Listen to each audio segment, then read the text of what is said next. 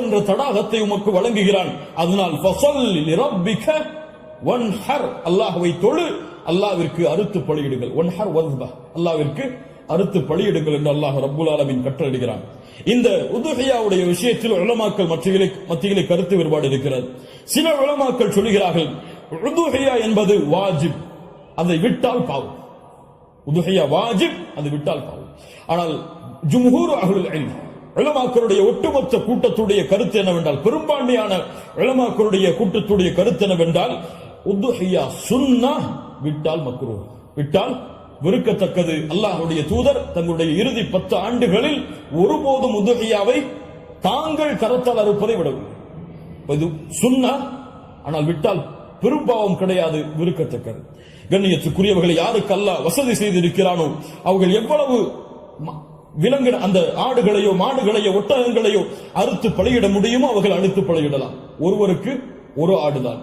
ஒரு மாட்டை ஒருவர் முழுவதாக அறுப்பதற்கு அவருக்கு செல்வம் இருந்தால், வசதி இருந்தால் அறுக்கலாம். அல்லது அந்த மாட்டை 7 பேர் பங்கு கொள்ளலாம். ஒட்டகமாக இருந்தால் அவர்களும் அதில் 7 பேர் பங்கு கொள்ளலாம். இப்படி ஒரு ஆட்டை ஒருவர், மாடை 7 பங்காக வைக்கலாம், ஒட்டகத்தை 7 பங்காக வைக்கலாம். அல்லது ஒட்டகம் முழுவதையும் ஒருவர் கொடுக்கலாம், மாடு முழுவதையும் ஒருவர் கொடுக்கலாம். 2 ஆடுகள் 3 ஆடுகள் என்று ஏழைகளுடைய கஷ்டங்களை நீக்க அல்லாஹ்வுடைய முகத்தை நாடுபவர்கள் எவ்வளவு அல்லாஹ் அவர்களுக்கு செல்வத்தை விசாலப்படுத்தி இருக்கிறாரோ அவ்வளவு அவர்களும் விசாலப்படுத்தலாம். அந்த விலங்கினங்களுடைய சட்டம் என்ன? ஆடாக இருந்தால் 1 வருடம் பூர்த்தியாக இருக்க வேண்டும், 2வது வருடத்தில் நுழைந்திருக்க வேண்டும். மாடாக இருந்தால் 2 வருடங்கள் பூர்த்தியாக இருக்க வேண்டும், 3வது வருடத்தில் அது நுழைந்திருக்க வேண்டும். ஒட்டகமாக இருந்தால் 5 வருடம் பூர்த்தியாக இருக்க வேண்டும், 6வது வருடத்தில் அது நுழைந்திருக்க வேண்டும். யாருக்கெல்லாம் ஒரு முழு குடும்பமாக ஒரே இடத்திலே ஒரே உணவை சாப்பிட்டு வசித்தால் அந்த முழு குடும்பத்திற்கும் ஒரு ஆடு போதுமானது, அல்லது முழு குடும்பத்திற்கும் ஒரு மாடு போதுமானது, அந்த முழு குடும்பத்திற்கும் ஒரு ஒட்டகம் போதுமானது. ஒரு குடும்பம் மொத்தமாக ஒரே இடத்திலே ஒரே உணவை சாப்பிட்டு இருந்தால், தனித்தனியாக வேறு வேறு உணவுகளை வைத்திருந்தால் அவர்கள் தனித்தனியாக உதுஹியாவை அவர்கள் கொடுக்க வேண்டும். கண்ணியத்துக்குரியவர்கள், இந்த முறையில் இந்த வணக்க வழிபாட்டை செய்வதற்கு அல்லாஹ் எமக்கு உதவி செய்வானாக. லை யனாலல்லாஹு லுஹூமுஹா வலா திமாஉஹா, இதனுடைய மாமிசங்களோ இரத்தங்களோ அல்லாஹ்வை சென்றடைவதல்ல.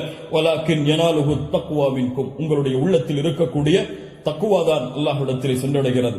கண்ணியத்துக்குரியவர்கள், நபி இப்ராஹிம் அலைஹிஸ்ஸலாம், இஸ்மாயில் அலைஹிஸ்ஸலாம் அவருடைய தியாகத்தை நினைவு கூறும் பொருட்டு இப்ராஹிம் அலைஹிஸ்ஸலாம் தன்னுடைய மகனை அல்லாஹ் அறுக்க கட்டளையிட்ட போது, நான் அறுக்க தயாராகிறேன் என்று இப்ராஹிம் அலைஹிஸ்ஸலாம் அல்லாஹ்விற்காக தன்னுடைய அல்லாஹ்வுடைய கட்டளையை ஏற்க துணிந்ததை போன்று, யா அல்லாஹ் நீ கூறினால் எதையும் செய்வதற்கு நான் தயார் என்ற தன்மையை வெளிப்படுத்துவதற்கு தான் இந்த யௌமுன் நஹர், யௌமுல் ஈதுடைய தினத்தில் ஆடுகளையோ மாடுகளையோ ஒட்டகங்களையோ அறுக்கக்கூடிய கட்டளை அல்லாஹ் கொடுத்திருக்கிறார்.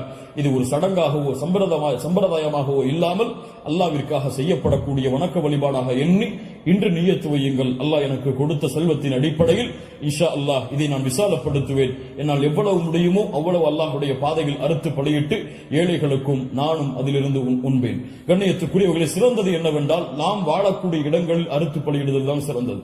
நாம் வாழாத ஊர்களில் அறுத்து பலியிடுதல் சிறந்தது கிடையாது, உலமாக்களுடைய குர்ஆன் சுன்னாவுடைய ஆதாரங்களின் அடிப்படையில். அதனால் நாம் அறுத்து முழுவதுமாக நாம எடுத்துக்கொள்ளலாம், அல்லது ஏழைகளுக்கு முழுவதுமாக கொடுக்கலாம், உறவினர்களுக்கு முழுவதுமாக கொடுக்கலாம்.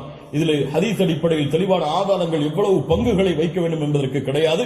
ஆனால் 3 பங்காக வைத்து கொடுக்கப்பட வேண்டும் என்பது ஹதீஸ் கலையிலே ஹதீஸிலிருந்து இஜ்திஹாத் அதை ஆய்வு செய்து முடிவெடுத்த உலமாக்கள் இப்னு கய்யிம் போன்றவர்கள் 3 பங்காக அதை வைத்து பங்கிட வேண்டும் என்று விளக்கம் சொல்கிறார்கள். இன்ஷா அல்லாஹ் அதுவும் சிறந்ததுதான். 1 பங்கு எமக்கு, இன்னொரு பங்கு உறவினர்களுக்கு, இன்னொரு பங்கு ஏழைகளுக்கும் கொடுத்து உதவலாம். அல்லது பங்குகள் முழுவதுமாக ஏழைகளுக்கும் கொடுக்கலாம், அதிலிருந்து நாமும் முழுவதுமாக சாப்பிடலாம். இதில்